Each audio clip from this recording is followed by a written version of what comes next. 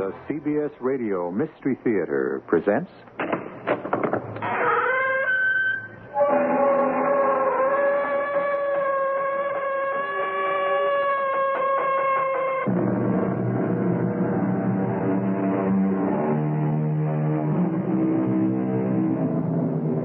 Come in. Welcome. I'm E.G. Marshall. Do you believe in prophecies? In seers and clairvoyance? Do you believe that certain people are gifted with second sight? In particular, the descendants of dark and tortured histories like the Celts? Then this story is for you. But if you are a non-believer, perhaps it is even more important you listen and learn. Something that Jed Burgess refused to do in time. Bunty, are you trying to chase us away? It's not up to me. You don't think I believe all that nonsense? That's up to you. Just one more thing. The name of the girl who died rather than be shamed. It was the same name as your wife's, Lorna.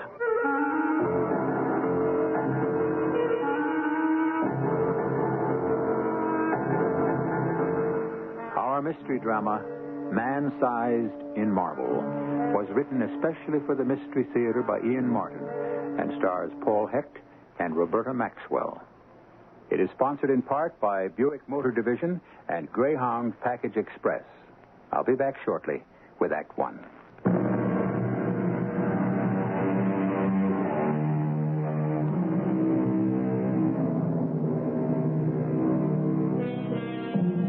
In the Shire of Argyll, south of the inlet to Loch Lynn, lies the island of Mull. Still sparsely settled, its moors roamed by fierce Highland cattle, lonely, washed by mist and winds from the sea, its buildings ancient and haunted by bloody history. It is the perfect setting for a ghost story, which is what you're about to hear. Although every word of this story is true as despair, I do not expect people to believe it. They all said we were hallucinating. There is even the suggestion that we were under the influence of drugs. Not so. But it doesn't matter. My wife, whom I loved beyond everything, is dead. I might as well be. If only I had brushed aside Lorna's voices from the beginning. Oh no. Oh, Jed. Lorna, what is it? Wait. I'll get the light. Oh. What is it, my darling? Is it a nightmare? It's Mother. Mother? What about your mother? She's going to die. You mean you dreamed that she was... She's going to die. I know. But how? I saw it happen. She was in a taxi from the airport. And out of nowhere, a great big lorry, a truck. Oh, I knew I should never have let her go home to Scotland. I could feel death around her. No, my darling, you... I did with Dad before he died. I can always feel it. I should never have let her go back. Well, you know how she was looking forward to the visit. Well, who was there for her to see, really? No relatives, no friends? Well, she wanted to see the country she was born in. I don't want her to die there. I've got to go right away and bring her back. Darling, don't you see? I've got to try and stop it happening. Now, Lorna, let's be sensible. No. That's what I was with Dad. I didn't listen to my voice. I didn't believe the vision. Not this time. I'd never forgive myself if anything happens, and at least I didn't try. Well, okay, baby. I'll call the airlines and book 2 tickets on the first flight we can get out. 2? Well, you don't think I'd let you go alone, do you?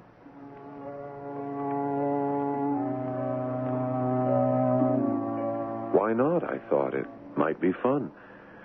We could afford it. I just got an advance on my new book, and we could make a vacation out of it. Of course, I didn't believe Lorna's ESP, or whatever you want to call it. It was just part of that sensitive, fey, mystical heritage she had from her Scottish forebears.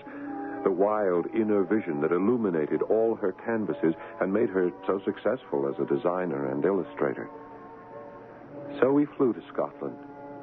And somewhere in those lost hours that mysteriously have to do with the turning planet too late. When we arrived in Glasgow, Lorna's mother had died, just as she predicted. And for 2 terrible weeks, Lorna was in the hospital, shattered. It's your friendly husband, darling. You are a friend indeed, and in need. What would I do without you? Well, it's an idea I don't even want to think about. Hey, sitting up. Do you feel well enough to fly home? Jed, Yes, darling. Go on, what? I don't want to go home for a while. I just can't face friends and business, and I just want to run away and hide. Can we do that, please? Just us. Alone somewhere, till I get myself sort of put back together again. Well, we can do anything you want, Lorna. You got any place in mind? Mother used to talk a lot about some wonderfully happy summers she spent on the Isle of Mull. Besides, can we try that? Sure, any place you say. What was that little shudder just now? Oh, nothing, darling. Just I'm a little cold.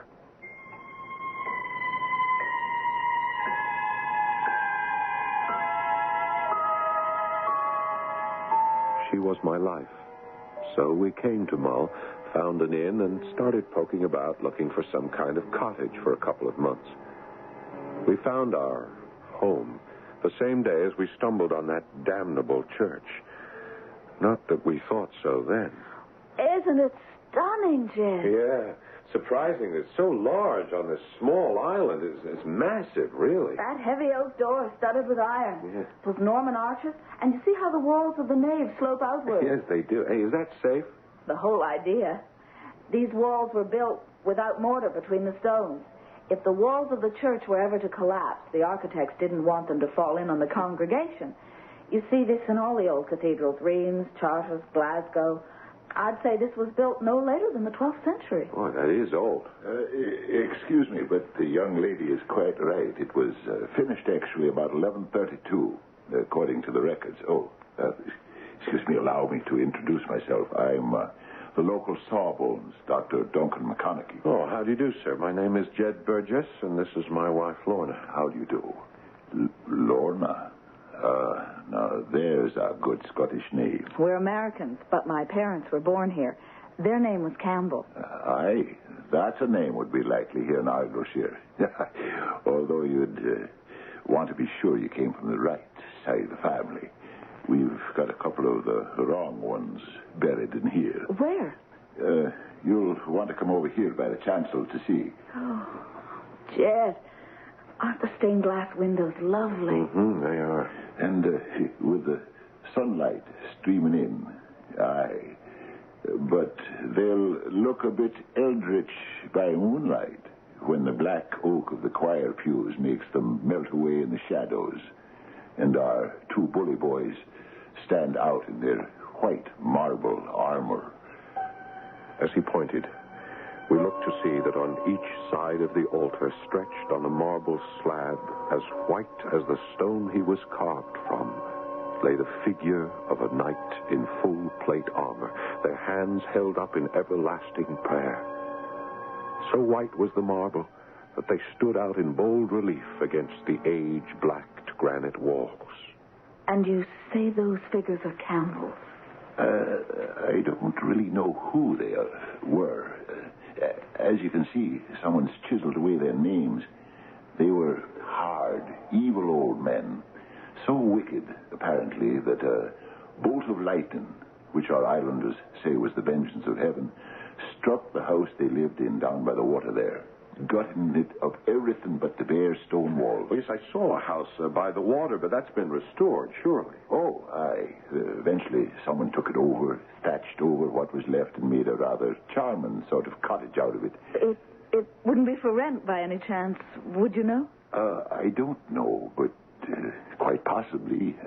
You could look in on Willie McConnell down by the ferry slip where you come across. He's our local house agent. I expect he'd know. It'd be rather nice to have some neighbors again. Oh, do you live near here? Aye, right up on top of the hill. Crofter's cottage there. I'm a bachelor, so I don't need much room.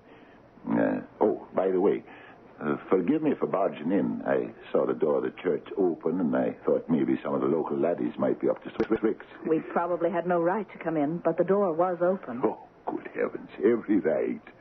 House of God, and between you and me.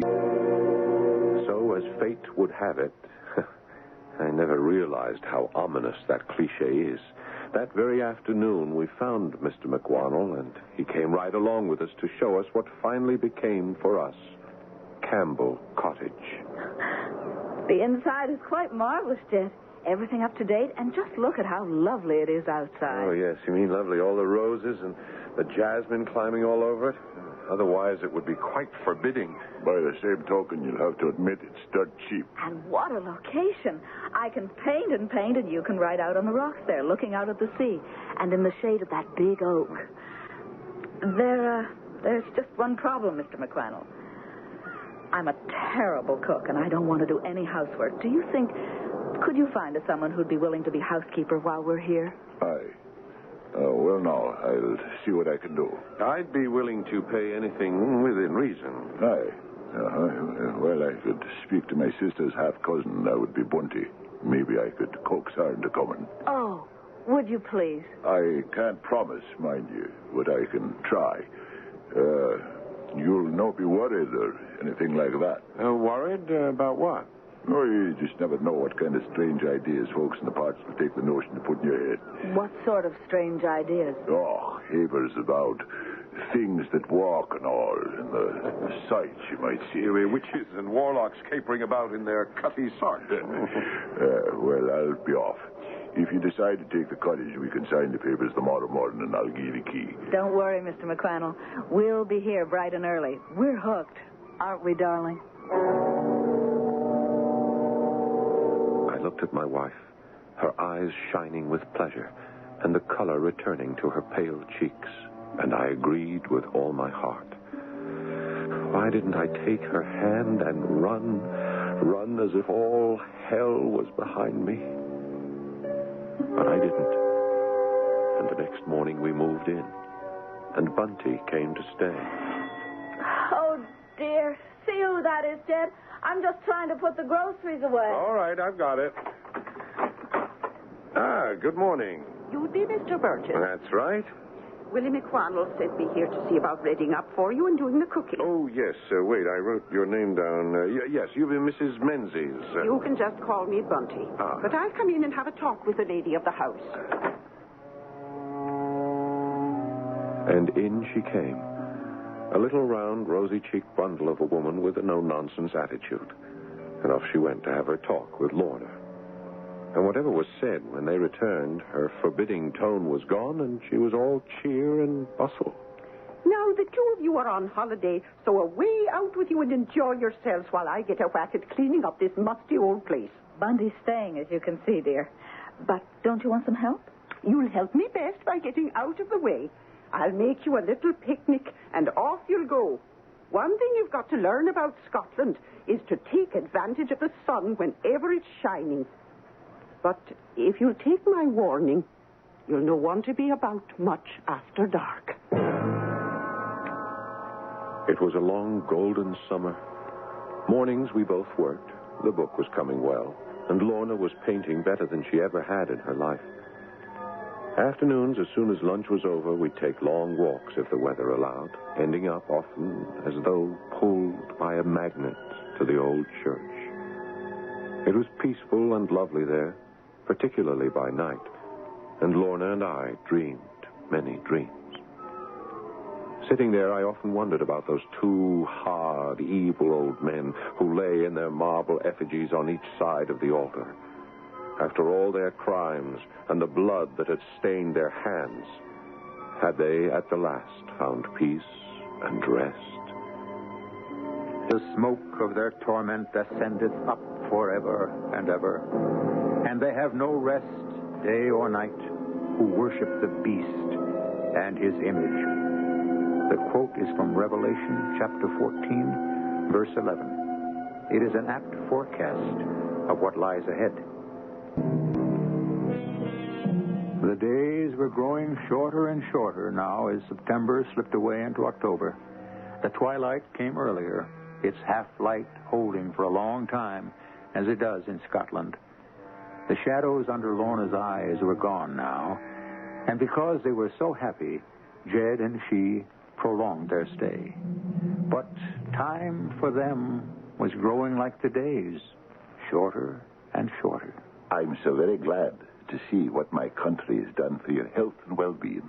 It's been a tonic. No, it still is. We're not planning to leave yet, are we? Who said anything about leaving? Anyway, you're the ones who are going while I stack the dishes for Bunty tomorrow. Then I'll bring on the coffee. Can't we help? If you want a chance to smoke, you better take it now. Come on, we'll go for a stroll outside. You see, Lorna can't stand my pipe. It's proof positive of how much she loves me. I don't mind it all that much. He just likes to be a martyr. Oh, not me. I can't think of one single cause that's worth dying for, except you, my love. The feeling's mutual. Now, come on. Don't let's talk about dying. Oh, what is it, darling? Nothing. Oh, sorry. No need to be. No, wait. I've seen that look before. I told you it was nothing. Now, will you take our guest out of here so I can get rid of these dishes? I just couldn't buy the notion of ghosts and clairvoyance or anything mixed up in the occult. At least, not then. Why couldn't I have realized in time? I wrote it off to just a reaction to my clumsy remark that the wound of her mother's accidental death was still so recent and unhealed. So, I went out with Duncan. Her mother's death quite shattered her, didn't it? Oh, yes. Those were the worst 2 weeks of, well, our life, I suppose. Lorna because of her mother, and me because of Lorna. That's when they put her on the tranquilizers. Yes. Did they help? Well, do you see her now? Yes. You seem to have something on your mind, Duncan. What is it? Oh, I'm afraid I'd be out of line. For one thing, Lorna is not my patient. Oh, look, I'm not asking you as a doctor, but as a friend. Oh, all right. I don't like the tranquilizers. This particular formula can have serious side effects. Well, I haven't noticed any. Well, what do you mean? What sort of side effects? Well, the most serious one might be psychological disorders. Well, if that's all that worries you, I assure you. Are we both thinking of the same thing? I don't know. There are just some vague signs here and there, little things that tend to add up. Does she have nightmares? Sleepwalk, anything like that? Oh, no. Well, nightmares, sure. Who doesn't? But hers are sometimes special. It's hard to explain about Lorna. She's very sensitive to things. I suppose that's one of the reasons she paints so well. She seems to have sort of, perception, second sight, whatever you want to call them. What sort of perceptions? I'd started the whole subject, so of course I had to tell him about her dreams, about her father and mother's deaths. It sounded sort of silly saying it out loud, and I felt kind of guilty, violating a confidence about my wife, and I trailed off rather lamely. Of course, it's just coincidence. It doesn't mean anything. I'm not so sure. What, you mean it isn't? She really does have ESP? Oh, Lord, no. You'd never get a pragmatist like myself to believe in any spirit nonsense. No, what I mean is that I'm not so sure it doesn't mean anything. What? Back to the pills again. But is such a wee worry. The reactions are so few and far apart. I might be making a mountain out of a molehill. Jed, Dunk, where are you? The coffee's getting cold. We'll be right in, darling. And forget what I said. I made too much of it. Just what? Just keep an eye on the pills. Cut down if you can. Even stop them. Better be safe than sorry. What on earth are you two old gossips whispering about? Should my ears be burning? No, but your nose should be itching. Why? Because you are going to be kissed by a fool. And the fool kissed her and thought she looked so radiant and happy that all his fears or alarms drained away. What a fool I was. For later that night, I had my first chance to get her away and missed it. Are you through in the bathroom, Jed? Just about. will you bring me a glass of water when you come? Your wish is my command. And hurry. Chilly. I can use a warm body here. One warm body reporting for duty. Here's your water. I'll put it on the end table. Ooh, it's going to be this cold. Maybe it's time to go home. Oh, no, it isn't. We can't do that yet. Oh, what did you say? I don't know. What did I say? You said we can't go home yet. Did I? Yes, like we had an appointment or something. An appointment? No, all I meant, I suppose, was I've been so happy here. I just don't want to leave yet. Hand me the water, dear, please. Oh, yeah. If it hasn't frozen solid. What do you want this for, anyway? Just to take my happy pill. Lorna, why don't you cut them out? Why? Well, you know, I mean, some people think they might be, well, not dangerous, of course, but... So that's what you and Dunklin had your heads together over tonight. Oh, how did you know? Oh, he picked up the prescription bottle when he was over last week, and I could tell he was dying to say something, but in his gruff, close Scottish way, he decided against it. Why does he say they're dangerous? He didn't exactly say they were dangerous. He was talking about side effects. Well, I certainly haven't had any. Oh, look, honey, just forget what I said. Let's enjoy the rest of our vacation here as long as it lasts. Or in this cold as long as we last. In hindsight, every phrase haunts me. As long as it lasts. It wasn't to be very long. But the days following that cold night held no premonition of the terror to come. Suddenly, the weather was balmy again. The mists dried away till the air was crystal clear and the sun floated lazily in high blue skies like our Indian summer. Lorna was breathless at the riot of color everywhere, and she was now embarked on a large oil canvas of our church on the hill. One day, I had left her there and gone down to the house to pick up a picnic lunch from Bunty. I found Bunty on the stone step outside the main door, squinting in the bright sun, her shawl about her shoulders, gazing anxiously up the path to the church. Did you leave the little missus up there all alone? Oh, wild horses wouldn't tear her away from the church till her painting was finished. I don't know. It's no place to be left alone, even during the day. Oh, a church, for heaven's sakes, Bunty. A church, and not a church. It's no my kirk. An ill place it is, and always has been. I've got your picnic basket inside. If you'll come in the kitchen with me, I've got a question to ask. And I've got a couple to ask myself. What do you want to know, Bunty? Will you be leaving soon now, Mr. Burgess? Leaving? Oh, well, I don't know how soon. Why? Well, I thought from Mr. McQuannell that you'd only be here for the summer. Well, yes, that was our original idea, but, well, with the glorious weather, we've decided to stay, at least as long as it lasts. Aye. Well, it'll be all right, I should think. You'll be off in time. In time for what? I'll no just mention that for the now. Here's your basket, all ready to go. Not quite yet, Bunty. Remember, I said I also had a couple of questions. Aye, so you did. Yes, it's about that old church up there. I've asked around, but no one seems to know its real history, or at least to talk about. That'd be so. But you seem to. Now, can you tell me anything about it? It's a black and bloody place, and the devil keeps his worship there. Oh, come on, Bunty. You can't feel that strongly just because it's another denomination. I'm not talking about the now. I have nothing against old Minster Clachan and the skinty few that make their prayers there today. But you asked about the history. It was built with blood and plunder, and those who tried to buy eternal peace after sins that would turn even the soot on the devil's face as white as flour. Well, that's pretty graphic. Ask a foolish question. Yeah, I suppose those two knights in marble on each side of the altar had something to do with it. Sir Ian and Sir Seamus Douglas. Their ancestors built the church to beg God not to visit the sins of those two upon their heads. So their name wasn't Campbell, but this was once their house. Stolen, like everything else. The brothers came to lie as honored guests in this house, and then in cowardice and perfidy rose up by night to slaughter mother, father, brother, servants, and all who paid homage to the lord of the manor, save only one, the daughter of the house. Oh, and what happened to her? They fell out in quarrel over her and went to fighting for her like the brutes they were. And Seamus, with his claymore, struck Ian's head from his shoulders till it rolled on the ground. And then he turned to claim his prey.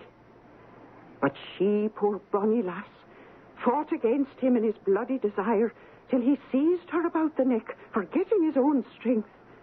Of a sudden, it snapped. So he was cheated of his prey.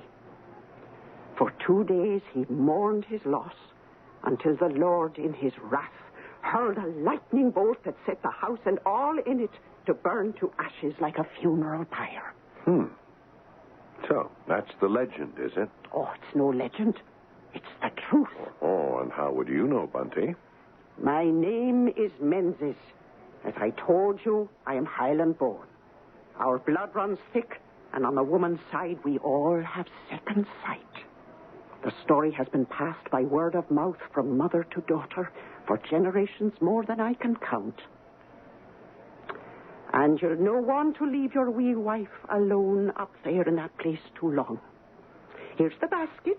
Be off with you. Oh, yes, I should get along. But I would like to talk to you more about No, I've said enough. I'll hope not to refer to it again. But it's good you'll be going soon. Are you trying to chase us away? It's not up to me. Oh, you don't think I believe all that nonsense? That is up to you. Just one more thing I might tell you. Oh, what's that? The name of the lass who died rather than be shamed.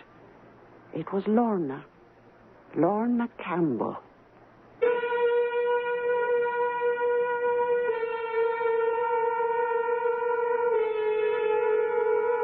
Well, what do you think? Coincidence again? After all, Lorna is not an uncommon Scottish name. So is Campbell. And yet, another question. Is Bunty sincere in her superstitious beliefs? Or does she have some reason for wanting to frighten Jed and Lorna away? I'll return shortly with Act 3.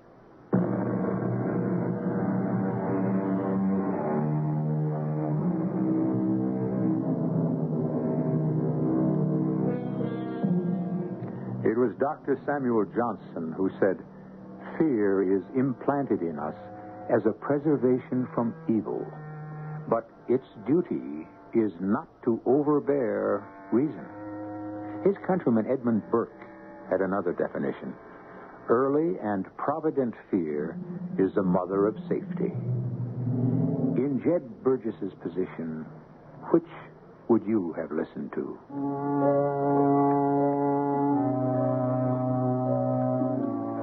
Climbing the hill to the church with a picnic basket, the cloud of Bunty's brooding, eerie legend weighed heavily on me. I hurried round the churchyard wall and down the bierback, a partly paved walk in the shadow of branching yews, so named because it was the way corpses were carried to burial.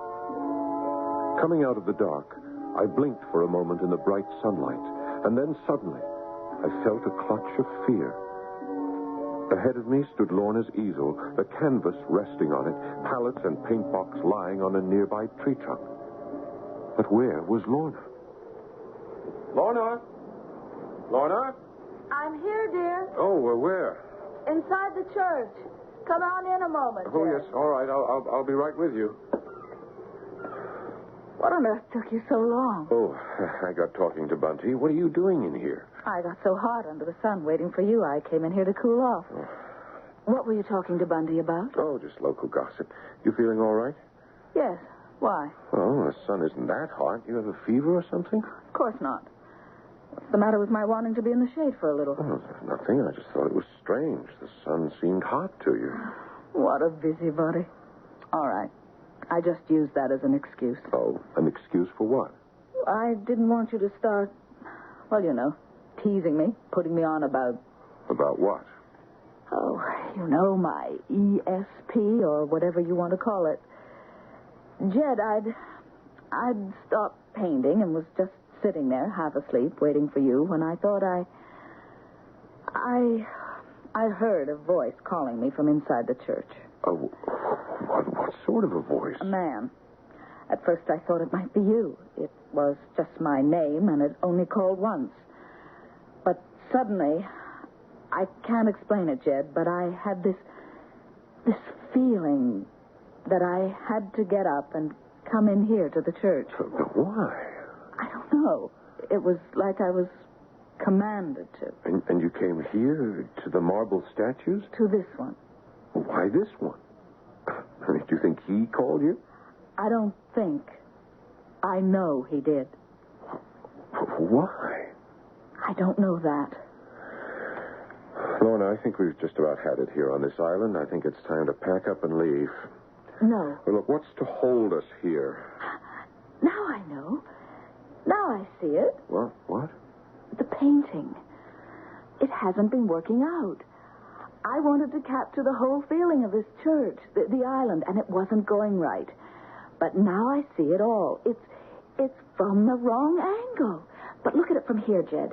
These two old villains in the foreground, the altar with the stained glass windows in the middle, and the heather and the rocks and the sea through the plain glass ones, each on each side, framing them as a background. It's perfect. How long will it take? I don't know. But I do know it's something I have to do. I'll be ready to leave just as soon as it's finished. Okay. But that's a promise. It's a promise. The moment it's finished. How could I know it would never be finished? The first cloud on our extended summer horizon came from Bunty. To tell the truth, I'd completely forgotten her harsh, cruel old legend as I was driving to try to finish my book before we left, till one day she surprised me. I thought it best to come to you, sir. I want to give my notice. Notice? Well, when? I'll see through Saturday, but I'll no be back after that. But why, Bunty? I thought you promised to stay as long as the good weather lasts. I did, but it's going to break. I will not stay here through Monday. And neither should you. But why? I told you I was afraid. Of what? Of them two. Who? Sir Seamus and Sir Ian. Oh, we're back to them again. They've been dead for 1,000 years. Their bodies still lie in the church, drawn out in man-sized marble. But they're cold stone, Bunty, and their ghosts are quiet enough. We haven't heard hide nor hair of them all summer. It's no summer the more. It's close to the end of the old year. The end of the... Oh, that's right. In the old Celtic calendar, October the 31st was the last day of the year. And on its eve, all the witches and warlocks rise to their wicked revels. And they do say that same night, them two bodies up there sit up on their marble slabs, gets off them and walks down the aisle in their marble armor, out through the church door as soon as the dark falls, and along the bier walk. And if it's a wet night, you'll find the marks of their feet in the morning. And where do they go? Back here to their home. And if anyone meets them... Yes, what then? If you value your life, or your wee wife's life, you'll no be here to find out. Oh, really, Jed? The idea of those two poor old white statues lumbering about stiffly isn't scary. It's funny. Like the White King in Alice Through the Looking Glass. Yeah, well, just the same. It's the reason Bunty's leaving. But no reason for us to leave. Actually, I'd enjoy a last week or so here on Mull. The two of us alone. Yes, if the weather holds up. Who cares about the weather? Just as long as we're together. Oh, darling, I love you. Me too. What would I do without you? Just don't ever try. Oh, damn. What is it? Just one thing. When you go to town for the mail, will you phone Dr. Pleasance and have him send along some more pills? I don't want to be without them either. So Bunty left, not without admonishments to lock the door Monday night and make the sign of the cross at the doors and windows. And Sunday was a long, lazy, lovely day, marred by only one slight mishap. Coming back from her painting down the path from the church, Lorna stumbled and twisted her ankle. Jed, stop worrying. It's nothing. Well, maybe I ought to get Duncan to come down and have a look at it. No, you're not going to bother him on his day off. All right, well, at least I am going to get the dinner. Okay. I'll let you dance attendance on me if you want. Know what? What? This is kind of fun, isn't it? I really don't miss Bundy a bit. We can make do, can't we? Sure, I guess so. If it's not too long. Oh, it won't be long now. And it wasn't to be. That night, Lorna slept fitfully for the first time in ages. I wrote it off to her sore ankle, and in the morning, I didn't wake her. Whacking away on the typewriter at the last chapter in my book, the morning went by without my thinking about what day it was. I had a great urge to finish, partly induced, I guess, because the weather had finally turned. Jed, why didn't you wake me? Oh, I didn't have the heart, Lorna. You didn't sleep very well. Was it your ankle? No, it's all right. Weather, maybe. I can always feel a storm coming. That and medication running out over the weekend. I sure hope it's arrived by this morning. Would you mind going down to the post office to see? No, of course not. I tell you what I'm going to do. I'm going to start packing. I want to get away from here. Oh, that suits me. Your painting finished? No. I just want to go. Well, what's wrong, honey? Oh, nothing. She should have told me while there was still time to get off the island, but she didn't. There was no mail at the post office, and I stalked off to settle with Mr. McWannell and tell him that we'd be leaving the next day. It was mid-afternoon by the time I got home. It's almost dark enough to turn the lights on already. Yeah, it looks like we're in for a bad storm. Oh, I wish we'd gotten away. So do I. I'm so jumpy. If only at least my pills had come. Jed? Yes, honey. I don't think I could take another night like last night. You suppose maybe Duncan, even feeling the way he does. Oh, certainly he would give you something. You suppose maybe you could run up there now quickly and ask him before it gets dark or the storm hits? Oh, sure. Why don't you come with me? I can't. My ankle's bothering me a little. Yeah, I hate to leave you alone. It'll be all right. Just hurry back with something to calm my nerves. She came to the door with me. Outside, the light was fading fast, and the sky was a churning mass of great black clouds. Maybe I shouldn't send you out like this. Well, it's now or never. Hurry back. Now, you lock that door tight till you hear my knock. I will. Goodbye, darling. I had the impulse to tear the door open on that goodbye, but I never did. Instead, I hurried up the hill. I was glad I'd brought the torch, for all of a sudden the darkness closed down and it was black as night. I was passing the church when the first flash of lightning came, and I thought that I saw some movement through the thick yew trees that arched over the beer walk. I stopped to listen as the thunder died away. Something about the special sound of those footsteps sent me circling around the graveyard to the church. The heavy door was swinging in the wind, and that strange something pulled me like a magnet through it and into the church up to the altar. And in another jagged flash of lightning, my heart gave a sickening leap as I saw that the bodies drawn out in marble, the two statues, were gone. In the dark, numbly disbelieving, I stretched out my hand to run it over the smooth slab, and then, in the light of another lightning bolt, I could verify that neither figure was there. In a sudden mad panic, I rushed from the church into the beer walk, and there, in its dark, I plunged headlong into... Oh, no, you don't. Hold on. Let me go. Don't go in there. What's the matter with you, man? Do you want to be struck by lightning if it hits those yew trees? No, you don't understand. The marble figures, the knights, they're gone from the church. Either you're daft or so tranquilized. Let me go. I tell you, I've seen the bare slabs. All right. Till this blows over, we'll go in and you'll show them.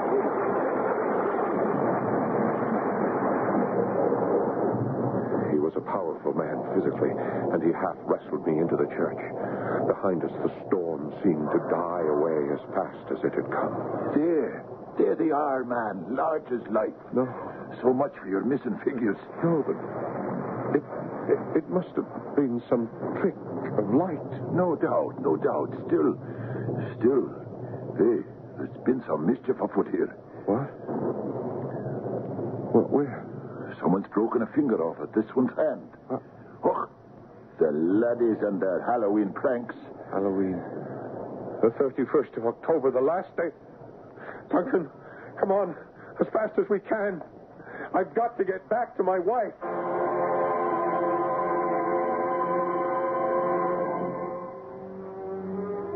Do I have to tell you what we found? The house was ablaze with candles. The lights must have failed. They were stuck everywhere. Candlesticks, vases, ornaments, the mantel. Light was always Laura's defense against the unknown. But this time, she'd had no defense.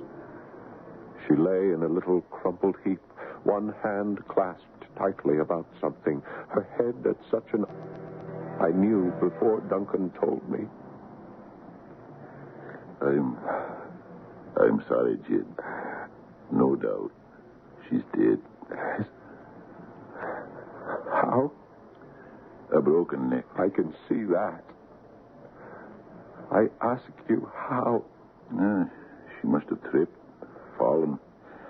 Well, what's that touched in her hand? Here, let me see. Oh, good Lord. It's the marble finger. The one that was missing from the statue.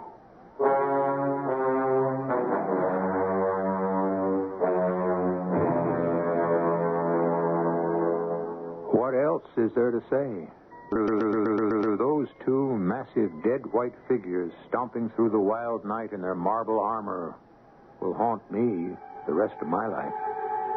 Did Lorna expect them? Was there something in her voice and her visions that drew her inexorably back to her appointment with the death of another girl named Lorna, suffered 10 centuries before? I don't know. I don't even want to know. I'll be back shortly.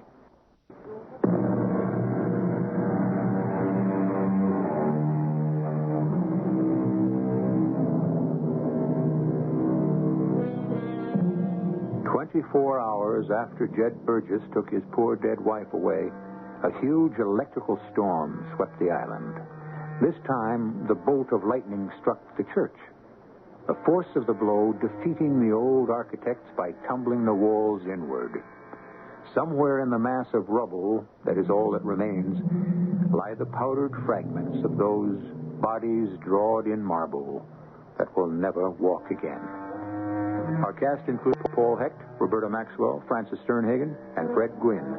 The entire production was under the direction of Hyman Brown. This is E.G. Marshall inviting you to return to our Mystery Theater for another adventure in the macabre. Until next time, pleasant dreams.